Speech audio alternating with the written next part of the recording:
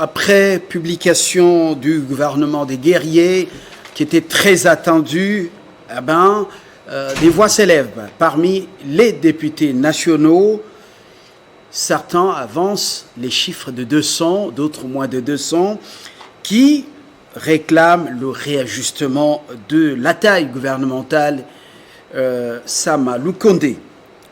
Concrètement, on veut avoir un peu plus de ministères pour avoir justement droit au chapitre, alors que le peuple attend le solutionnement de ces problèmes. Quelle est réellement sa part et où se trouve son intérêt? Ce questionnement nous intéresse. Plutôt 5 invités autour de cette table pour en parler. Jean-Serge Tchiben, FCC. Bienvenue. Merci et je salue mes co-débatteurs. Je salue tous ceux qui nous suivent déjà. Nous sommes là pour parler de la République et nous allons discuter en tant que républicains. Très bien. Claudel Chikamba, il est politique. FCC il n'a pas encore quitté officiellement, mais dans sa peau d'analyste politique. Bienvenue. Merci beaucoup pour cette présentation avec des précisions. Donc, nous sommes là dans notre casquette d'analyste politique. Donc, je tiens à préciser que je ne représente pas le FCC sur ce plateau. Justement. Et nous avons celui qui vient, pas de très loin. Il est de chez nous, mais il vient juste de 2000 km d'ici. Il s'agit de Passy Mbayo, Union Sacrée, mais il occupe la tête d'une grande structure de l'UDPS. Passy, bon retour à Kinshasa. Bien, merci. Quel plaisir de te retrouver une année après. Je salue mes co-débatteurs, surtout mes alliés, ils sont 2, en plus du côté droit. J'imagine que nous allons emmener le débat dans un sens rectiligne pour l'intérêt de la République, j'ai dit. Merci. Une année s'est écoulée depuis son départ de ce plateau. Il y a eu autant de confinés, autant de nouveaux venus également sur lesquels on colle l'étiquette de bébé confiné. Alors s'il y en a eu, alors félicitations. Et puis, oui, il y a eu beaucoup de bébés confinés. Alors, nous avons Takizala Mathieu, lui entrepreneur, vous le connaissez, c'est un homme qui est beaucoup dans les chiffres et dans les affaires, il n'est pas trop politique comme ses autres co-débatteurs. Donald Kabasele, UDPS, FCC, plutôt Union Sacrée. Il y a beaucoup de frustration au parti, ou bien tout le monde a accueilli l'avènement de nouveaux guerriers du parti qui font partie de l'équipe Sama Lukonde. La contradiction, c'est un mode de vie dans notre parti. Nous sommes un parti des démocrates, et donc il n'y a pas de malaise. Il n'y a pas de malaise et pourtant on apprend que le patriarche Kitengezu, ces propositions qui l'auraient emporté par rapport ou contre les propositions de Jean-Marc Abound, le maître nageur, et puis voilà, du coup ce sont des frustrations. Tout ça sont des racontards des réseaux sociaux. Des colibés, des choses qui se racontent dans la rue. Mais l'UDPS est géré par... de maître par le président AI du parti qui s'appelle Jean-Marc Abounda Kaboun et l'UDPS a un quota qu'il a présenté. Nous commençons par Tchiben, FCC. Tchiben, l'équipe est là. Un petit décryptage avant de passer justement aux revendications des députés frustrés. La taille du gouvernement Sama Lukonde, eh ben, même c'est nouveaux venus, plutôt à 80% des nouveaux venus, mais on dit que ce sont des guerriers et la représentation féminine ainsi que celle des jeunes. Merci pour cette question. Éventuellement la géopolitique. Nous, en tant que PPRD, en tant que FCC, derrière Joseph Kabila, l'émanation ou l'arrivée de ces gouvernements ne nous étonne pas. On nous a promis des choses qui ne sont pas encore réalisées jusque-là et qui ne seront peut-être pas réalisées. Commençons par le nombre de ministères. nous aurions appris sur ce plateau que le gouvernement aura une taille de 47 personnes, 47 ministères. Aujourd'hui, nous sommes au-delà. Une promesse non concrétisée. Qui avait promis? Ce qui nous gère aujourd'hui. Vous dites on sur ce plateau. L'UDPS qui nous gère aujourd'hui. Nous avons suivi le secrétaire général de l'UDPS. Nous avons suivi même le président national de l'UDPS. À travers les différents médias, nous dire que voilà, la taille du gouvernement sera de 47 personnes. C'est lui qui a la parole. Vous aurez le temps de répondre. Si ceux qui nous suivent à la maison n'arrivent pas à nous saisir, ça ne sera pas important. Mais il y a un grand problème au-delà du nombre. Qui sont dans ces gouvernements? On nous avait dit ici qu'il y aura des warriors. Mais nous retrouvons quelques têtes des acteurs politiques que nous connaissons. Nous connaissons leurs limites, nous connaissons leurs faiblesses dans ce gouvernement-là. Et en tant que PPRD, nous n'entendons rien de ce gouvernement. Les gens issus de votre famille politique qui ont traversé, dissidents, connaissaient leurs limites. Nous pouvons les appeler dissidents, nous pouvons les appeler vagabonds, nous pouvons les appeler, vous pouvez ajouter des noms, ils ne sont plus avec nous. Donc, sur ces faits, il y a beaucoup de choses à dire quant à ce gouvernement. La géopolitique, ça pose problème. Depuis la publication du gouvernement, il n'y a que de déclarations. Il n'y a que de déclarations concernant la représentativité. Nous sommes un grand pays. Quand on met sur pied un gouvernement, il faut tenir compte de cet aspect. Sinon, ça frustre certaines personnes. Un souci.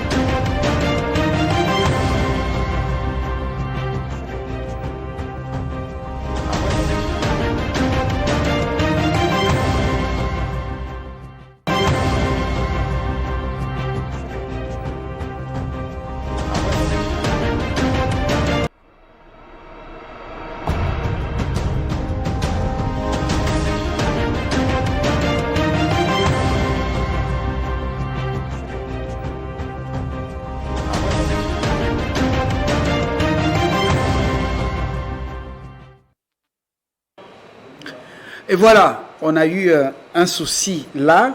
On a changé de source d'énergie.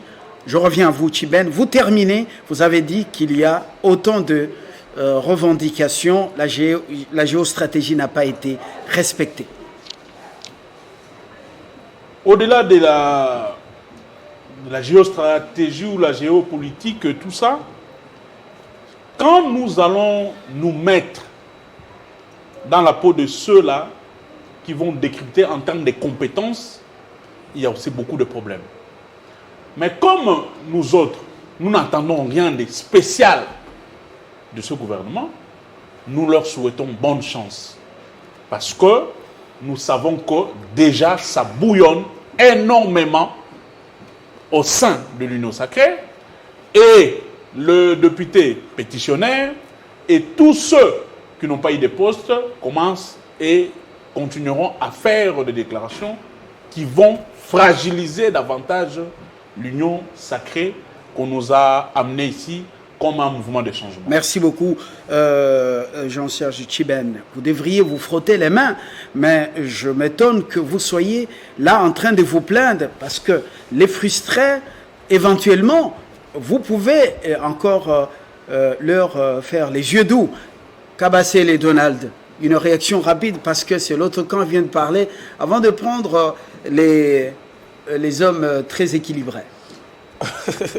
Nous sommes équilibrés, ça c'est vrai. Je suis d'abord content de voir que mon ami a changé de langage. Vous vous rappellerez qu'à un de vos plateaux ici, on était en train de nous brandir la non-sortie du gouvernement comme un problème, en promettant bien sûr qu'ils ne s'entendront jamais. Maintenant qu'il y a les gouvernements, on commence à chercher de pour ailleurs. Là, on vous dit, eh bien, on nous a promis de warriors, mais les gens qu'on voit, est-ce qu'on sait vous dire que ces gens ne sont pas compétents? On ne saura pas vous les dire. Est-ce qu'on sait reconnaître que de tout le temps, depuis que le gouvernement existe dans ce pays, le fin monde jaillit 27%? Ils savent vous les dire. Savent-ils vous dire si les critères jeunesse avaient été considérés dans le temps? Pas du tout. 80% de personnes qui n'ont jamais pris part au gouvernement. La naissance de ministères phares comme le numérique et le ministère chargé de l'entrepreneuriat, ça on ne voulait pas. C'est pas un ministère vide là, par rapport à celui des pétentiques. Mais actuellement là, c'est le numérique. C'est le numérique actuellement qui fait beaucoup d'argent. Les autres États du monde se développent avec le numérique. Le numérique, c'est dans pétentique. Là, cette question m'était venue d'un ami du PPRD sur un des plateaux qui ne comprenait pas. Il dit, mais pétentique, ici, il y a numérique. Comment ça va se faire? C'est justement parce que les amis n'ont pas pris du temps. Tout ce qu'ils peuvent retenir, c'est que le warrior, le guerrier sont là. Alors, parmi ceux qui ont mouillé le maillot à l'UDPS, eh ben, on ne retrouve pas ces gros poissons. Pourquoi le maître nageur n'a pas opéré les chaussures? Ceux qui ont souffert pour ce parti se sont sacrifiés. Il y a des grincements des dents au sein du parti. Pourquoi vous cachez cela? Je vous ai dit tout à l'heure que la contradiction était un mode de vie. C'est notre mode de vie parce que nous sommes en démocratie. À l'UDPS, certains peuvent penser X, les autres penser Y. C'est la vitalité de la démocratie chez nous. Mais cela ne rompt pas le lien qui nous unit. La nation congolaise, l'état de droit, le social du peuple, ça ne peut pas. En fait, c'est même une façon pour nous de dire que nous ne nous battions pas à l'UDPS parce qu'on a besoin d'être ministre ou de ceci, cela. Non, pas du tout. Le frustré dont vous faites allusion, ou dont les gens font allusion, ils sont où? Ils se sont déclarés où? Quel est ce gros poisson-là que vous connaissez, que je connais, que l'UDPS connaît, qui ne s'est pas retrouvé dans un gouvernement et qui s'est mis sur la toile pour dire « je ne suis pas d'accord ». Il n'y en a pas à l'UDPS, on attendra longtemps, on n'en verra pas. Nous, c'est le peuple d'abord. Et vous allez voir. Je crois que l'ami nous a déjà souhaité bonne chance, il est du PPRD. On n'avait pas aussi besoin de sa bonne chance, mais avec ou sans sa bonne chance, les warriors vont produire un résultat spectaculaire qui va étonner. Et donc, tout ce que nous pouvons leur conseiller, c'est justement de se dire que pendant l'époque de Félix Tshisekedi, un ministre, ce n'est pas un luxe. C'est deux problèmes, c'est une charge, c'est une responsabilité. Ils doivent le faire avec amour du pays et les choses marcheront comme ça n'a jamais marché, ça fait 18 ans, lorsque Tchibane et sa bande étaient en train de diriger ce pays. Alors, nous sommes à vous, Claudette Chikamba. Beaucoup de gens semblent être pessimistes et ne donnent pas assez de chance à cette équipe de guerriers. Quelle est votre analyse personnelle par rapport à tout ce qui vient d'être dit avant d'aborder le sujet principal, les frustrés qui y ont même écrit au chef de l'État? D'abord, j'aimerais féliciter son Excellence Jean-Michel Samalukonde Kenge, parce qu'il y avait beaucoup de sentiments négatifs par rapport à la mission qui lui a été confiée par le chef de l'État. Beaucoup de gens ne pensaient pas qu'il allait réussir cette mission. Il a réussi avec brio parce que, je ne voudrais pas me répéter par rapport à ce que Donald Kabasele a dit, en termes notamment d'avancées significatives, vous avez 27% par rapport au gouvernement Ilunkamba où vous aviez 17%. Et par rapport au précédent de Bruno Tchibalala, vous aviez 14% de représentativité des femmes. Et donc, c'est une belle percée. 80% de nouvelles figures, c'est une belle percée. mais aussi également beaucoup de techniciens, des technocrates qui sont dans le gouvernement et qu'il faut attendre maintenant sur les résultats pour juger s'ils ont été compétents par rapport à la tâche qui leur a été donnée. Et donc, par rapport aux chances qu'il faut leur donner, le Premier ministre lui-même a été très clair. Il a dit, les femmes, elles ont réclamé la représentativité, elles ont réclamé une plus grande participation. Et donc, on va les juger sur les actions qu'elles vont poser par rapport aux différentes responsabilités qui leur ont été confiées. Alors, je ne pense pas qu'aujourd'hui, dans un esprit républicain, ça nous serait très profitable de pouvoir souhaiter une mauvaise chance ou bien de penser que l'équipe ne devrait pas réussir, d'autant plus que nous n'avons qu'une seule République démocratique du Congo. Et quand il y a insécurité, ça ne choisit pas, ça tue et la majorité et l'opposition, et les FCC, et la Mouka, et le cash. Et même lorsque nous avons le problème avec la desserte en énergie électrique, avec la desserte en eau potable, lorsque nous avons des problèmes avec le panier de la ménagère, lorsque nous avons des problèmes, notamment j'ai appris que vous avez certaines denrées de première nécessité dont le prix est en train de grimper sur les marchés, ça ne choisit pas. Ça ne choisit pas. Et donc, le vrai problème aujourd'hui, c'est de pouvoir maintenant voir, nous avons un gouvernement.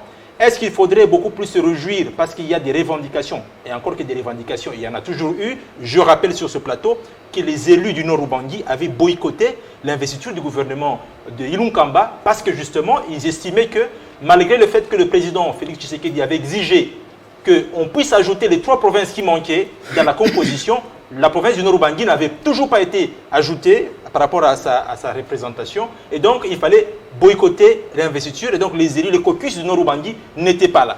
Et donc, je pense que c'est une équipe qui est toute œuvre humaine, perfectible. Et donc, nous avons une équipe qui est là.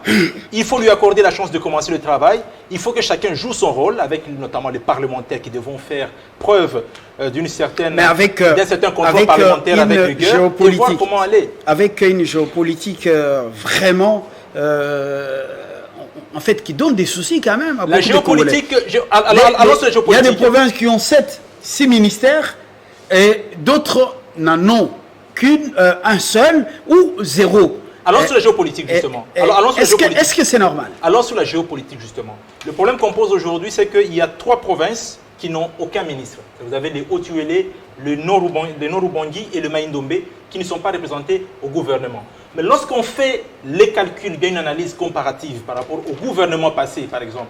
Vous avez notamment des provinces qui n'avaient pas une plus forte représentativité et qui aujourd'hui on a fait une sorte de rééquilibrage. Et donc ce que je pourrais dire exactement c'est quoi? La notion même de la représentativité ou bien du gouvernement représentatif qui est consacré dans la Constitution et qui est même verrouillé parce que c'est l'une des notions, on dit, lorsque la notion dans la représentativité, le caractère représentatif du gouvernement ne peut faire l'objet d'une révision constitutionnelle. C'est-à-dire qu'on mise là-dessus. Encore que la notion, si vous permettez que je m'étende un peu là-dessus, est encore vague parce que la représentativité dont on parle ici, c'est la représentativité régionale. On voudrait que toutes les régions puissent se retrouver. Mais la Constitution, elle parle beaucoup plus d'un caractère représentatif. Ici, vous avez sur les 26 provinces, 3 provinces qui disent ne pas être représentées au niveau du gouvernement, mais nous sommes en politique. En politique, c'est que le grand avantage de la politique, c'est de pouvoir trouver des solutions avec une certaine souplesse. Justement. Les provinces qui ne se sont pas retrouvées aujourd'hui dans le gouvernement peuvent se retrouver au niveau des entreprises du portefeuille de l'État. Et en ce moment-là, on peut faire une sorte d'équilibrage. Et s'il y aura remaniement à l'avenir, on va voir comment rééquilibrer les choses. Mathieu, on ne peut pas casser les œufs, bien casser les carreaux parce qu'il y a ce problème-là. Vous avez votre lecture en tant qu'entrepreneur sur ce gouvernement Samalou Condé assez rapidement. Je vous remercie Fabien parce qu'à chaque fois on parle ici et puis on voit que les gens écoutent. Parce que j'ai toujours dit que sans la compréhension du secteur privé, ce pays est condamné à échouer. Alors nous voyons que sur l'organigramme des ministères qui sont aujourd'hui, on met l'entrepreneuriat comme une institution qui va s'occuper de l'entreprise et des entrepreneurs. Alors, là, concrètement, comment vous l'avez trouvé? Donc, je l'ai trouvé d'abord. Mais du point de vue comptable, la politique a dominé. Parce qu'en tant qu'économiste, l'économie est fouettée. Donc, la politique, c'est que vous parlez, géopolitique, tout ça, représentativité, a dominé. Parce que ce gouvernement, nous ne devons pas être avec une mémoire courte. Elle est composée avec des foyers politiques, avec des familles politiques. Si on parle par exemple aujourd'hui de Kwilu, il y a 5 ministres, et tous ces 5 ministres ne viennent pas d'une même famille politique, du même parti politique. Donc c'est un gouvernement des contrats, d'alliance. Il se retrouve que par exemple, l'AFDC, il y a un homme qu'ils estiment qu'il peut le représenter au niveau des gouvernements centraux, AFDC l'envoie. Ça, c'est un faux sujet, ça. Aujourd'hui, la République démocratique du Congo a besoin de développement. Et ce développement, il doit être fait d'une façon sectorielle. Moi, j'ai toujours dit dans ce plateau chez Fabien qu'à l'heure actuelle, nous avons droit à 15 ministères. Mais comme on a étalé l'administration de la République démocratique du Congo avec 26 provinces, lorsque le calcul s'est fait pour la composition du gouvernement, premier ingrédient principal, on regarde le 26 provinces doit être représentatif. Le deuxième ingrédient chez nos amis politiques, qu'est-ce qui s'est fait? On regarde maintenant les familles politiques qui ont composé la majorité à l'Assemblée nationale. Et après, les critères économiques et administratifs restent en 4e ou en 16e position. Or, logiquement, comme mon compatriote Codel vient de parler aujourd'hui, nous tous, politiques, technocrates, administratifs, nous sommes Congolais. Nous devons être républicains. La maison étant faite. Aujourd'hui, nous savons bien que le taux de chômage de la République démocratique du Congo ne peut pas permettre les idéologies politiques à avancer. Donc, il faut lutter contre le chômage qui est en République démocratique du Congo aujourd'hui. C'est cela, ça nécessite d'avoir une secteur privé congolaise qui permet aux politiques et à l'administration d'avancer. Parce que je vous dis qu'aujourd'hui, à l'heure actuelle, les enseignes économiques qu'on appelle les entreprises, la République démocratique du Congo n'a pas des enseignes économiques. Et dans ce gouvernement, quel est votre voilà, constat personnel? Est-ce que c'est un gouvernement qui va répondre à tous ces désidératas avec une part belle faite au privé? J'ai écrit au président de la République et au Premier ministre. Pour dire quoi? Pour dire que ce gouvernement, on ne peut pas regarder uniquement ce qu'on appelle la partie logique politique. Il faut même la composition, parce que nous sommes en pleine crise. La composition des cabinets. Parce que par exemple, le ministre de l'entrepreneuriat, il n'y a pas d'abord un secrétariat général. Ça signifie qu'il faut, là, la technocratie d'affaires et d'entreprise soit à côté de ce ministre. Le ministre, par exemple, de numérique, il n'y a pas de secrétariat général. Le numérique, dans tout le pays, là où ça a développé, il y a un apport énorme du secteur privé. Des entreprises et des start-upers, ceux qui misent dans cette industrie. Ça signifie que ce sont des ministères innovants. On ne peut pas le faire comme le Congolais de l'étranger l'autre fois. Où on a créé un portefeuille ministériel, uniquement on va le choisir un des Congolais de la diaspora comme moi, on l'amène ici, on le fait. Or, la politique de ce département devait être orientée à ces Congolais qui sont en dehors du territoire. Donc il faut que nous puissions amener une politique sectorielle à la République démocratique du Congo. Quand on dit on fait un gouvernement, la politique sectorielle ne peut pas être réservée uniquement aux politiques, mais même aux professionnels du secteur. C'est pour ça les deux ministères. Et là nous parlons, si nous avons tout le temps ici le problème de finances publiques. Mon homologue économiste comme moi, Nicolas Kazadi, qui a la tête financière parce qu'il a des gens, il n'est pas financé uniquement pour le diplôme, mais il a déjà exercé. C'est ça aussi la symbiose en fait. Quand vous avez un diplôme, il faut montrer aussi l'expertise où vous avez travaillé. Maintenant, le problème des finances publiques. Il y a beaucoup de réformes à faire, surtout dans l'industrie financière. J'ai toujours dit ici à Chef Fabien, en disant que ce n'est pas logique que tous les ligablos qui sont en République démocratique du Congo, le dépôt, même les mamans qui vendent au marché. Vous dites qu'il y a deux ministères qui redonnent, qui vous soufflent un développement. Oui, mais maintenant il faut que ça soit matérialisé. Pour que ça soit matérialisé, il faut faire le mixage entre les inspirations d'idéologie politique et les inspirations de la technocratie sectorielle de ces ministères. Si nous ne faisons pas ça, ça va être ce qu'on a fait l'autre fois, le Congolais de l'étranger. Ça signifie qu'aujourd'hui, il faut que ce ministre-là prenne des gens l'âme avec des lobbies économiques. Parce que sinon, non. Voilà. Sinon, on va avoir quelqu'un sur la place de Kalina et ça ne va pas aboutir. Merci Mathieu. Passy, on est avec vous maintenant. On essaie d'évoluer. On parle des frustrés qui ont déjà remis leur correspondance destinée au président de la République. Ils l'ont remise entre les mains du président de l'Assemblée nationale, M. Mbosso.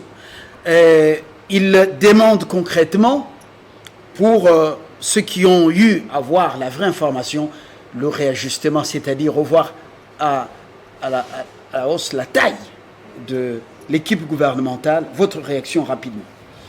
Bien, déjà, malaise au sein de l'Union sacrée. C'est une interprétation des médias et c'est tout à fait normal que les médias interprètent en tant que tel. Je vais vous dire une chose. les frustrer, comme vous le dites, le fait pour eux d'avoir déposé un mémo auprès du président de l'Assemblée nationale et auprès de l'institution président de la République est un exercice de droit démocratique normal. Mais je voudrais vous dire que, de par la constitution du gouvernement, les élus devraient se poser la question de savoir est-ce que les réclamations que nous fondons ici vont accoster. Pourquoi je pose cette question? Puisque, Fabien, ce gouvernement est fruit des propositions des partis politiques, des regroupements politiques, etc., etc. Ceux qui ont accepté effectivement à faire partie de l'Union sacrée ont eu droit au chapitre. Mais pas par une espèce de coup de fouet, non, mais c'est en fait les regroupements politiques qui proposent. Vous aurez appris un certain temps qu'il y avait même un leader d'un parti politique pour calmer les ardeurs d'un de ses membres, lui ayant dit que, mais écoutez, monsieur, je vous ai présenté sur la liste des ministrables, mais c'est quelqu'un de l'UDPS qui vous aurait zappé. Donc c'est pour vous dire que la première logique, c'est celle-là. Je me demande, ces députés-là, sont-ils liés à leur formation politique relativement à la proposition? Puisque la proposition ne viendra pas des élus. La proposition vient de l'administration de leur corporation politique.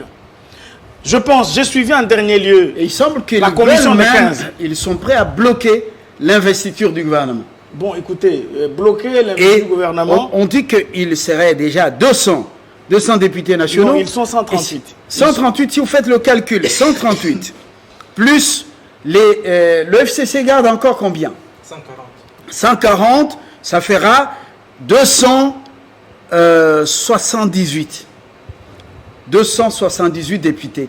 Est-ce que ce n'est pas un danger, une menace pour l'Union sacrée?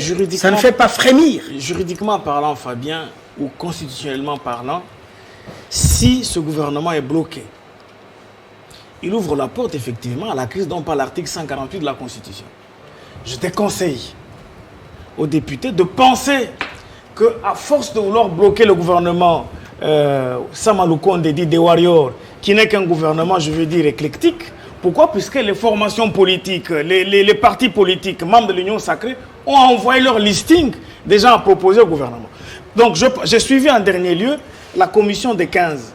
Lorsqu'ils sortaient du dépôt effectivement de la lettre auprès du président de l'Assemblée nationale, ils ont dit que la primeur des choses que nous avons couchées par écrit, nous la réservons au président de la République. Le président de la République a reçu une correspondance de notre part, il va apprécier. Et puis, ce qui m'intéresse qu'ils disent, il s'agit d'un problème interne au sein de l'Union sacrée. Alors, sur le plan politique, tous les calculs qu'on aurait fait pour censé vouloir bloquer la sortie du gouvernement, disons, comment je veux dire, l'investiture du gouvernement de Samaloukonde, ne serait qu'une simple spéculation. Je voudrais un peu réagir, je n'ai pas d'éléments de réaction au confrère Tchikam Nawaj, puisque je trouvais que, en tant que FCC, il a parlé de manière objective. Je n'ai pas non plus d'éléments, puisque Kabassele et moi, nous faisons partie d'une même assiette politique. Je voudrais dire un mot à propos de Tchiben.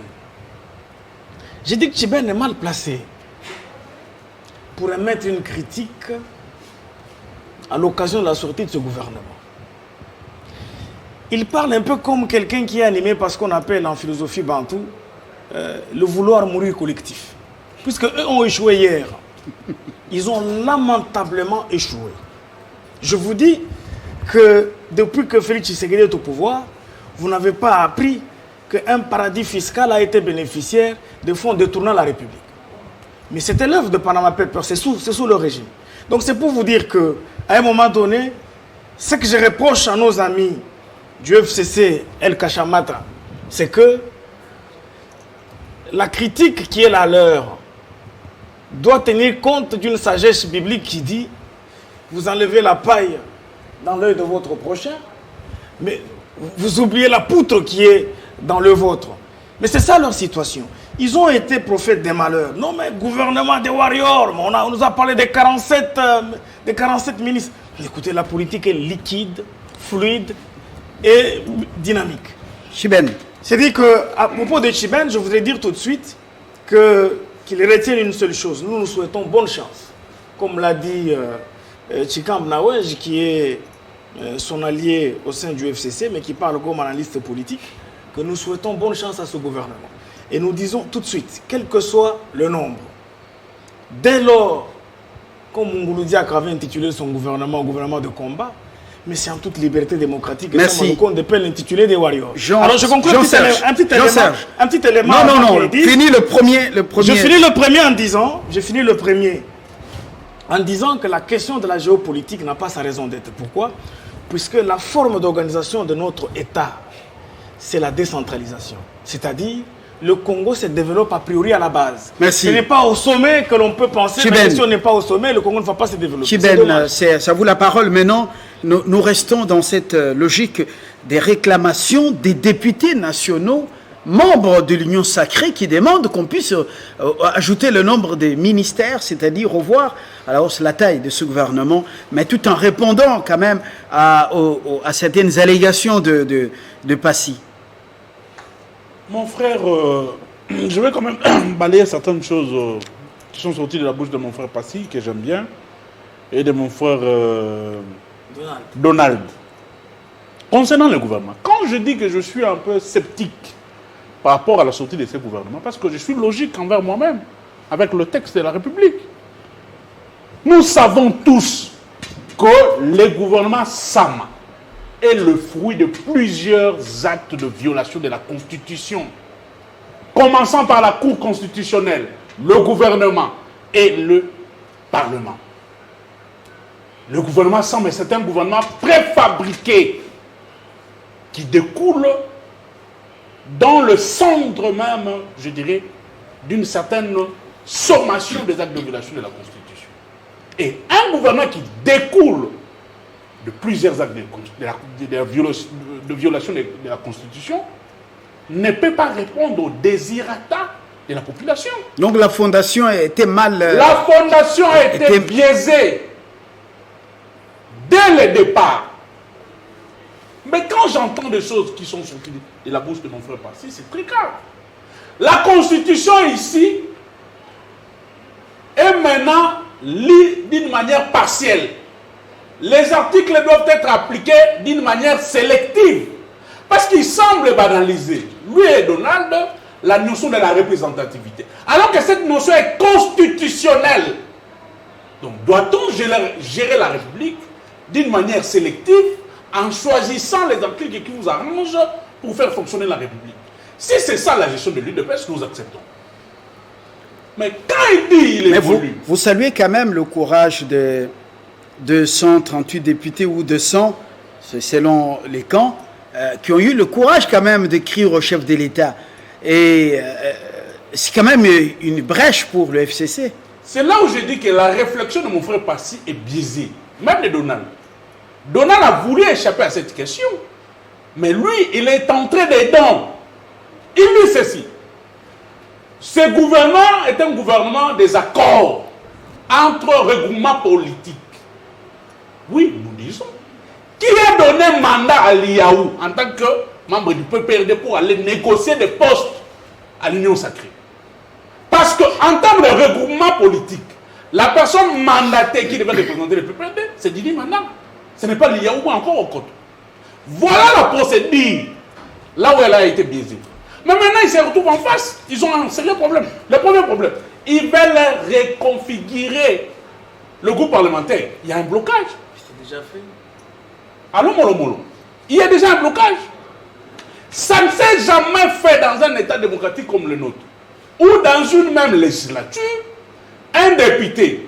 D'ailleurs, si on s'en tient aux derniers arrêts, donc vous êtes en contradiction même avec la Cour constitutionnelle, qui a concentré qu'un député en réalité est un électron libre, qui ne dépend pas ou qui n'est plus géré essentiellement par son parti politique. C'est ça l'interprétation que la Cour constitutionnelle nous a donnée, pour qu'enfin l'IAO et aux côtés les autres puissent être libres de s'engager à l'Union sacrée. Donc, vous ne pouvez plus dire à ces députés pétitionnaires de rentrer dans leur regroupement politique. Ils s'adresseront à qui? À l'IAO ou à Didi Mana? Et aujourd'hui, qui est le vrai représentant du regroupement politique PPRD et allié au niveau de l'Assemblée nationale? C'est ça le vrai blocage que l'UDPS nous a amené. La formation du gouvernement en est une chose. Oui, les résultats. Nous savons, je l'ai dit, nous avons le résultat de certains ministres qui sont dans ce gouvernement. Ils ont été ministres, nous connaissons leurs résultats en termes de performance. Troisièmement, ici, la question de la représentativité ne peut pas être abordée en profondeur parce qu'il y a une province ici qui a plus de 25%, le Grand Kassai, si on le prend dans son ensemble. Mais le Grand Kassai n'est pas une province. S'il vous plaît, je dis, l'espace linguistique, Grand Kassai, plus de 25%. Donald ne peut pas en parler. Passy ne peut pas en parler. Et ça, c'est dans l'ADN de l'UDPS. Comment le Grand Kassai, comme espace linguistique, peut avoir 25% et les autres espaces linguistiques, comme le Grand Katanga, ils sont en deçà de 5 ou 7% ou 4%. Et le Maïndom et les autres provinces n'en parlons pas. Et aujourd'hui, on nous dit voilà, il n'y a eu jamais dans un gouvernement ou dans un cadre institutionnel cette promotion concernant les femmes. Je vais chuter par là. Bon, ils ont aussi monopolisé. Non, je compte. J'ai le compteur, oui. Mais Donald, tu peux te calmer. Kabila, c'est le champion en genre. C'est Kabila, c'est sous Kabila que nous avons eu des lois qui promouvoient la femme. Ça, c'est Kabila. Vous n'avez pas encore proposé des lois concernant la promotion de femmes. Et deuxièmement, Kabila a donné une importance à la femme. Claudel. En nommant Mabunda, président de l'Assemblée nationale. Claudel. Et plus loin d'ailleurs. Est-ce que Mabunda a été nommé finalement? Claudel. Proposé et élu. Claudel. C'est ce que je dis, proposé et élu. Claudel. Donc ça, c'est un grand pas dans la démocratie. Claudel. Et quand nous rentrons plus tard, plus loin. Merci Chiben, Claudel. Merci beaucoup pour la parole. Le gouvernement Ilunkamba, j'ai des chiffres devant moi, espace Grand Kassai 25,2%. Voilà. Donc, le gouvernement Ilunkamba, je ne parle pas du gouvernement Samakenge. Ça veut dire donc, même quand il y a eu des discussions, n'est-ce pas, entre le FCC et Cash, ils sont tombés d'accord sur 25,2% pour l'espace Grand Kassai.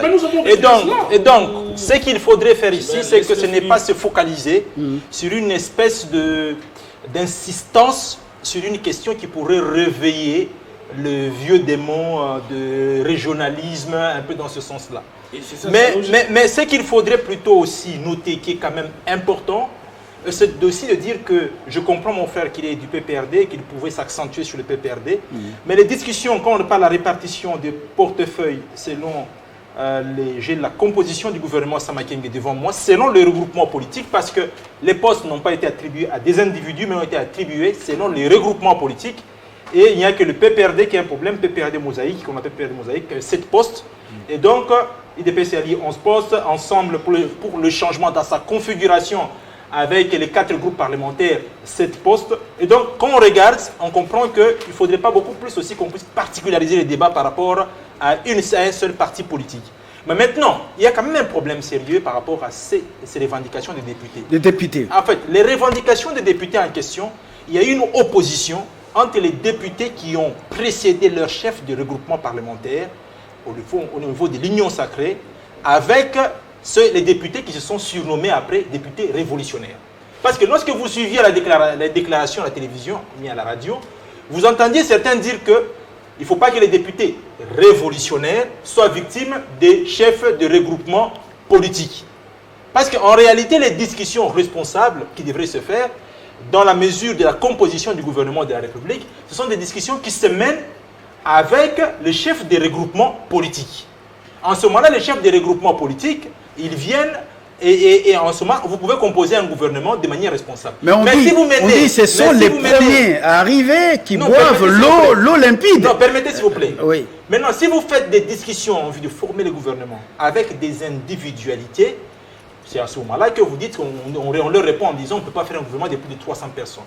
Mais maintenant, il n'y a personne, il faut qu'on se dise les choses en se regardant dans les yeux, il n'y a personne qui a dit aux députés qui se disent révolutionnaires que si vous faites tomber les bureaux Mabunda, demain vous aurez les portefeuilles ministériels.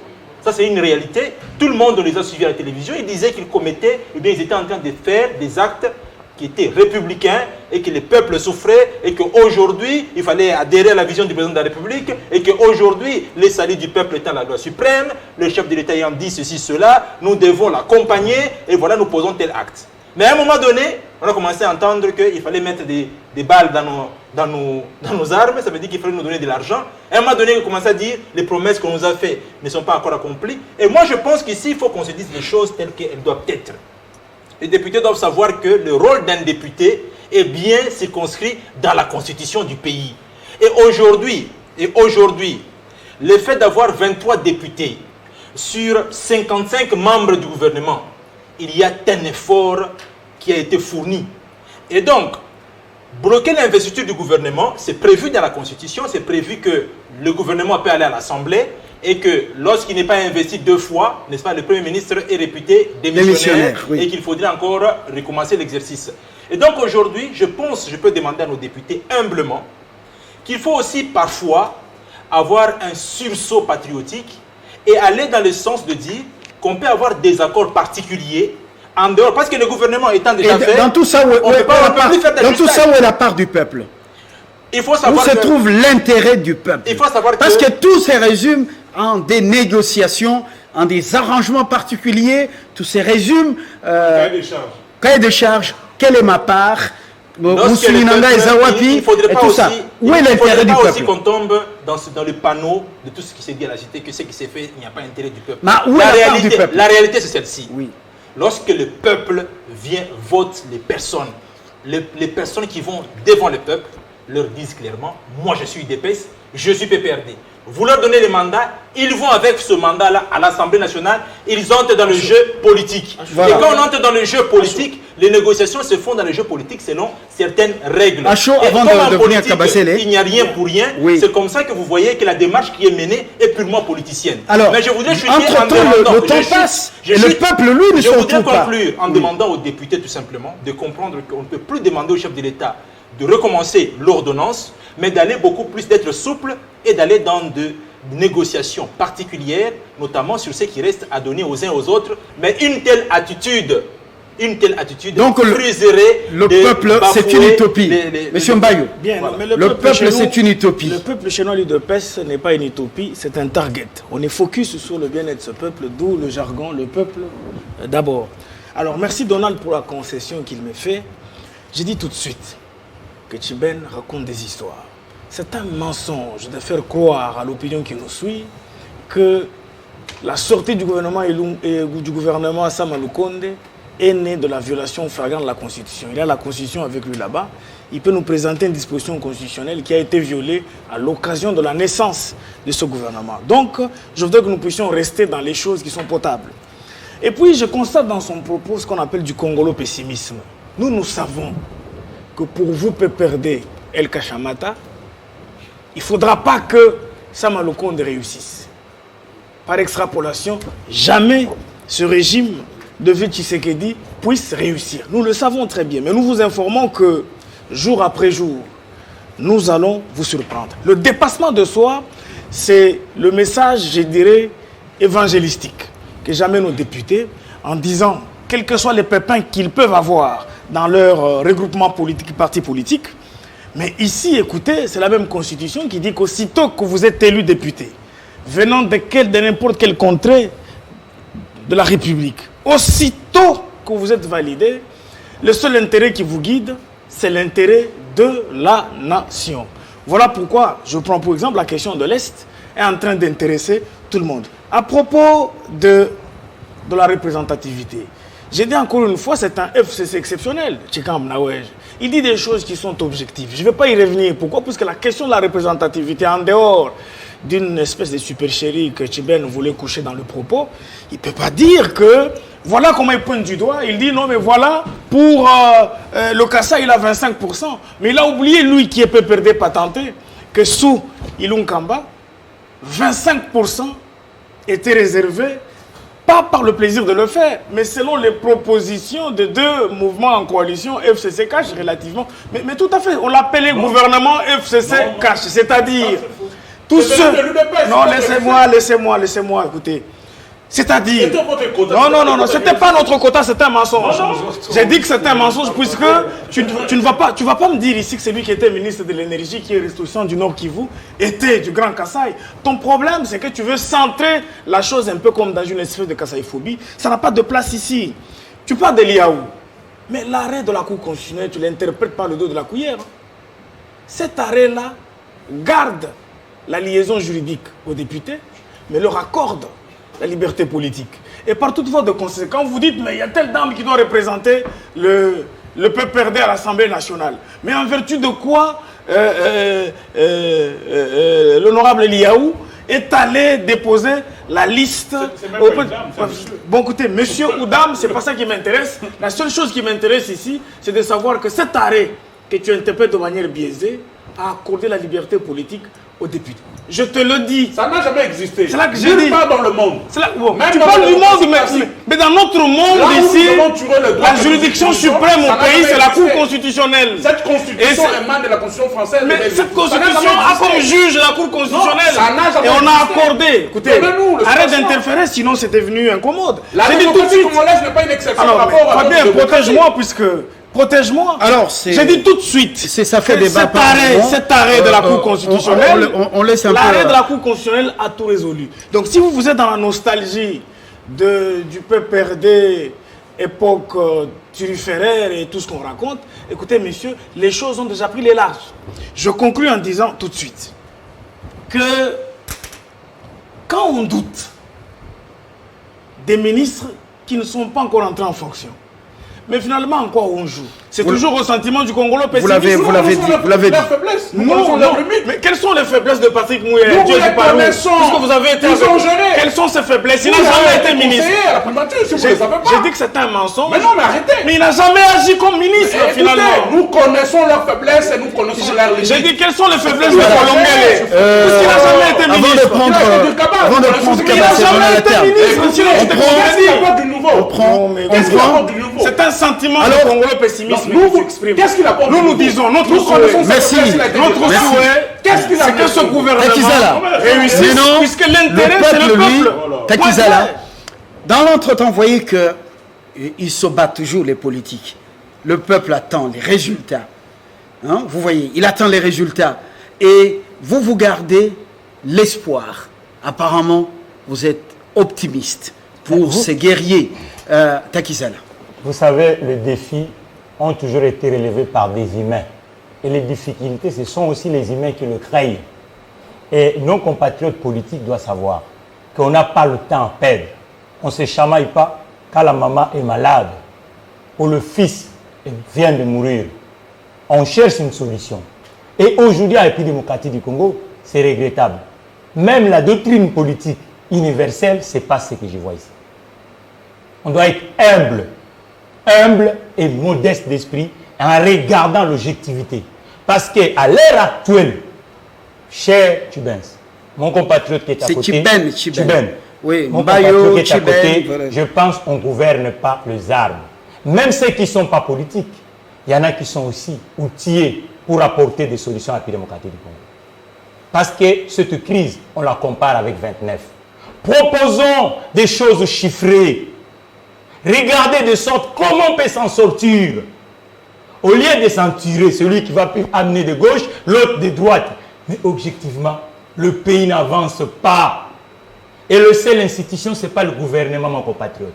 Et dans tous les laboratoires mondiaux, c'est ces institutions entrepreneuriales qui permettent à un politique d'avancer.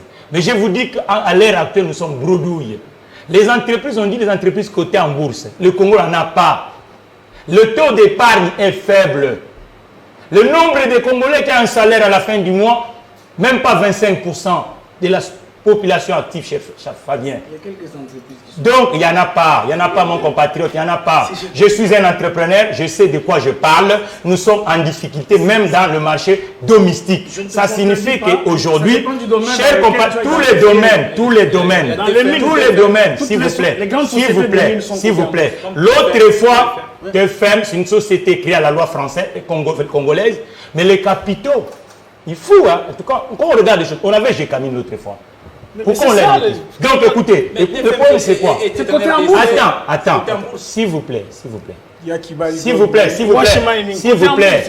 vous plaît, les actionnaires principaux, c'est quoi? Le capital de Kibali vient d'où? Oui, vous parlez de société congolaise. Écoutez, mon compatriote, dans le mouvement, dans l'entreprise du monde, quand on parle d'une entreprise, on regarde le capital, la tête, le pourcentage. C'est pas parce que, s'il vous plaît, mon compatriote, on va s'embrouiller pour rien. Allez-y, allez-y. Donner des solutions à ces pays. Sinon là, on fait un peu du théâtre. Ces entreprises ont capitaux étrangers. Et la part qui reste à la République démocratique du Congo est faible. Même le 40%, on a dit ici, on est incapable parce qu'il n'y a pas de verrou pour contrôler ça. Il ne faut pas s'amuser, nous sommes de la nouvelle génération congolaise, il faut qu'on change la façon de faire la politique en République démocratique du Congo. Et le socle de la politique, c'est le patrimoine entrepreneurial. Il n'y en a pas. Il n'y en a pas à l'heure actuelle. Il faut des réformes sérieuses et audacieuses, que nous puissions avoir des entreprises, le modèle économique congolais qui s'exportent parce que nous sommes en économie mondialisée et l'économie du 21e siècle. Et ce qui est encore grave, c'est la crise 29 qui est de Covid-19. Vous savez combien de boutiques ont fermé depuis mars dernier? Combien de gens, et même nos compatriotes de la diaspora, sont en veille? Un politique averti comme De Gaulle, il n'a pas laissé le temps perdre. Le parler, tout seul ne construit pas. Mais pour le conjuguer avec le tractation. Merci pour l'interpellation. Kabasele Donald. Je compatis avec mon frère l'entrepreneur, à qui je dis que tout ce que nous faisons, c'est parce que nous avons les soucis de ce peuple et nous pensons qu'avec des politiques publiques bien structurées... Même les 138 ou les 200 députés ont le souci du peuple. Non, nous parlons réajuster le gouvernement. Nous réfléchissons. Réajuster le gouvernement. Voilà. C'est une question de souhait. Voilà. Donc c'est pour rassurer mon frère. C'est pour rassurer mon frère. C'est une question importante. Très importante. Les 200 ou 138, c'est selon les camps, qui réclament le réajustement du gouvernement Samalou Kondé, ont-ils toujours le souci du peuple? Je ne peux pas conclure, mais tout ce que je peux vous dire, c'est que la contradiction fait partie de la démocratie. Chacun a un point de vue, il peut le mettre quand il veut et comment il veut. Le vrai problème, c'est quoi la finalité de ces débats? Quand ils disent il faut qu'on augmente, qu'on fasse ceci, cela, eh bien, on n'a pas trop à juger, mais on leur dit seulement que nous avons une Bible qui s'appelle Constitution, et c'est cette Constitution qui tranche. Parce que finalement, j'entends parler, on va bloquer les gouvernements. Mais qu'est-ce que la Constitution dit? Lisons l'article 90 de la Constitution, 4e et 5e alinéa. On vous dit que le Premier ministre présente le programme. Si ce programme est adopté, le gouvernement est investi. Ben, maintenant, on va contrer quoi? Les gouvernements ou le programme? Les députés disent quoi? Qu'ils ne sont pas dans le gouvernement ou qu'ils n'aiment pas le programme du gouvernement. Justement. Donc, c'est deux débats déjà. Justement. Alors, quel est le non-dit de l'audience accordée à Jean-Pierre Bemba, le leader du MLC par le président de la République, avec les députés MLC, alors que les 138 ou les 200 menacent de bloquer l'investiture? Cette question viendra à Chibène. S'il y a crise persistante, est-ce qu'on n'avance pas vers l'option des solutions de l'Assemblée nationale? Non, mais je réponds tout de suite. S'il y a crise persistante, l'article 140... Les non-dits, l'audience Bemba, je vous réponds d'abord tout de suite. Oui. Tout de suite, s'il y a crise persistante entre l'Assemblée nationale et le gouvernement, le président de la République peut prononcer la dissolution. Ça, c'est l'article 148. Le non-dit... Le président de la République... Voilà, mais Bemba est accompagné des députés MLC. Quel est le non-dit? Il peut se faire accompagner de qui il veut. Le président de la République reçoit chaque jour et il ne reçoit pas que Jean-Pierre Bemba. Je ne sais pas pourquoi ça doit attirer notre attention. Parce oui, Chibène. Non, mais là, vous me coupez. Ils ont pris tout le temps. Je n'ai pas encore fini, mais je vois bien. Vas-y, vas-y. Monsieur Chibène, à qui vous voulez donner la parole? Mais ce monsieur a porté un régime dictatorial pendant plus de 18 ans dans ce pays. Est-ce qu'il est disposé à donner des leçons de démocratie aux gens sur un plateau sérieux comme le vôtre? Vous pensez que ce qu'il vous dit est vrai, mais c'est faux sur toute la ligne. Tolérance. Écoutez, quelqu'un qui pense donner un bel exemple de Joseph Kabila, il vous dit que Joseph Kabila a nommé Janine Mabunda à la tête de l'Assemblée nationale. Il pensait parler du bien de Joseph Kabila quand Kabila, il donne cet exemple. Et pourtant, tous les Congolais savent que le président de l'Assemblée nationale, on ne le nomme pas. On l'élu. Et donc, c'est ça même la différence, M. Fabien, entre l'union sacrée de la nation, qui est une vision, et la plateforme politique qu'on appelle FCC. Chez eux, c'était cette dictature, à faire penser aux députés que le vote qu'ils font était logique, et pourtant, ce n'était qu'un dictat d'une personne. Chiben, si l'option de bloquer justement l'investiture du gouvernement, élevée par les autres, une aubaine pour le FCC, qui pourrait peut-être recevoir encore les vagabonds, selon vous, ou les fils prodigues, et peut-être relancer une épreuve de force pour faire changer peut-être la donne dans les jours qui viennent. Quelle est votre lecture maintenant, nous, dans une approche prospective? Bon, très chers compatriotes, les députés, les députés qui se sentent lésés ont le droit de faire cette lettre. Ils ont le droit le plus légitime. Une révolution au sein de l'union sacrée. Mais oui, parce que cette union sacrée a été conçue dans le mensonge et la violation. Voilà pourquoi elle n'ira pas loin. Voilà pourquoi il y a toujours de frustration. Voilà pourquoi ils avaient vendu du vent à ces députés en leur disant, là je confirme, par rapport à ce que venait de dire mon frère, qui dit que le député doit être sérieux. On n'a jamais promis à un député le poste, on n'a jamais promis à un député d'être ministre. Non, ça c'est faux. Je me rappelle des propos du président Haï de l'UDPS. Mais est-ce que... S'il vous plaît. Allez-y. Il a dit quoi, le président? S'il vous plaît, laissez-le parler. Laissez-le parler. Il a dit ceci, qu'il se fera le porte-parole de député de l'Union sacrée. Oui, que ces députés ne seront jamais déçus parce qu'il sera là pour eux. Est-ce que le porte-parole est écouté réellement ça ne nous engage pas. Est-ce que l'influence du patriarche... Ça nous engage pas. L'influence du patriarche... C'est un débat interne à l'Union sacrée. Mais nous retenons ce qui est sorti de sa bouche. Ce que j'ai dit ici ne vient pas de ma bouche n'est qu'un instrument. C'est venu de la bouche de monsieur le président Haï de l'UDPS. Mais aujourd'hui que les gens sont frustrés. Non, ne tirons pas sur ces députés. On les avait promis qu'ils auront des jobs. Il y a même des déclarations des députés, vous le savez, je l'avais dit ici. On a promis aux députés de l'argent. On a promis aux députés le poste ministériel. Aujourd'hui, nous connaissons que l'UDPS, c'est le grand champion en dribble. Quand il les promet qu'ils ne réalisent jamais. Ils ont dribblé Fayou, ils ont dribblé tout le monde, ils ont dribblé même Katoumi. Ils ont dribblé, ils vont continuer. Non, Kabila, vous avez osé les dribbler, vous ne l'avez pas eu. Parce que Kabila reste imperturbable.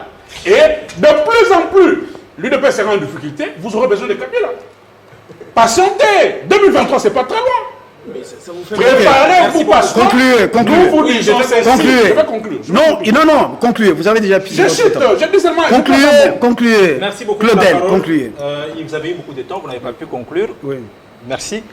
Et donc, pour moi, je pense qu'au lieu de saluer les hommes, je voudrais beaucoup plus attirer l'attention sur la situation de la population congolaise aujourd'hui. Une situation qui est vraiment catastrophique.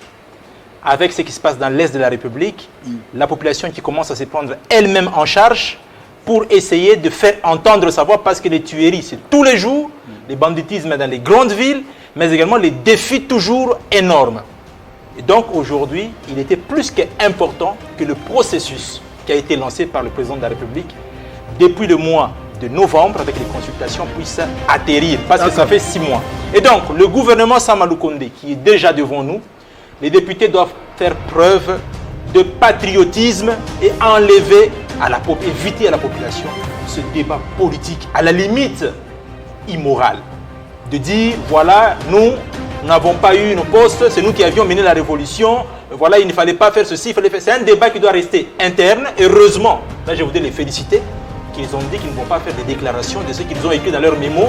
Ils réservent la primeur au président de la République. Ça, c'était sage. Est-ce que c'est pas sur Mais base d'un s'il fallait conseil? dire à la population que voilà, nous, on n'a pas eu autant de postes, on n'a pas eu ceci, c'est immoral et ce genre de débat ne doivent pas être portés sur le fond baptismaux. Voilà. Votre conclusion? Bien, la rencontre entre le président de la République et les députés va accoster tranquillement. J'en suis rassuré que le résultat sera très ataraxique. Les députés sont libres d'expression, mais quand, au sortir du dépôt de la lettre auprès du président de l'Assemblée nationale, quelques mots m'ont intéressé. La primaire au chef de l'État, et puis ils ont dit qu'il s'agit là d'un problème interne au sein de l'Union sacrée. C'est-à-dire quand ils disent un problème interne, ils savent que c'est toujours au sein de la chose qu'ils vont le faire. Je voudrais, avant que Donald ou mon frère Takiza la récupère la parole, en disant à Tchiben que Tchiben, fais la ronde de Kinshasa. Tous les sièges des partis politiques sont déserts. Mais va à l'UDPS. Va à l'UDPS. J'étais chez vous. Va à l'UDPS. J'étais chez vous à Batetera là-bas. Va à l'UDPS. Et à tous les sièges du Parlement debout, le parti vit. Donc c'est pour 2023 pour nous. On s'y prépare comme une promenade de santé. Tu seras sur place. C'est notre marque déposée. On a fini. S'il vous plaît. Commencez un petit mot, on termine. Commencez un petit mot. S'il vous plaît. Oui. Un petit mot. Nous souhaitons bonne chance à ces gouvernements de Warriors et on sait qu'on ne peut rien attendre du PPRD El Kachamata comme mon frère l'a dit. Pas du tout un compliment. Et tout ce que nous demandons à notre peuple, Takizala, votre mot. Tout ce que nous demandons à notre peuple, c'est celui de Joseph Kabila. Tout ce que nous demandons à notre peuple, un petit mot. Takizala. c'est ce gouvernement de Warriors. S'il vous plaît. Takizala, s'il vous plaît. Tchiben. Takizala, concluez. Moi, je pense qu'il y a une urgence à la démocratie du Congo. Elle est sociale, elle est administrative, elle est politique, elle est économique, elle est sécuritaire, elle est environnementale. Et cette urgence, on ne peut pas la badiner avec. Il faut travailler et mettre toutes les synergies congolaises en mouvement. Parce qu'il y a une urgence. Merci Jean-Serge, merci Passy, merci Claudel, merci Donald, merci Mathieu. Et merci à vous également de nous avoir suivis. Je crois que vous avez pisé quelque chose. Merci à toute la réalisation. Voilà, vous avez été formidables au-delà des petits bobos liés à la source énergétique. Alors, à très bientôt pour un autre débat. Au revoir.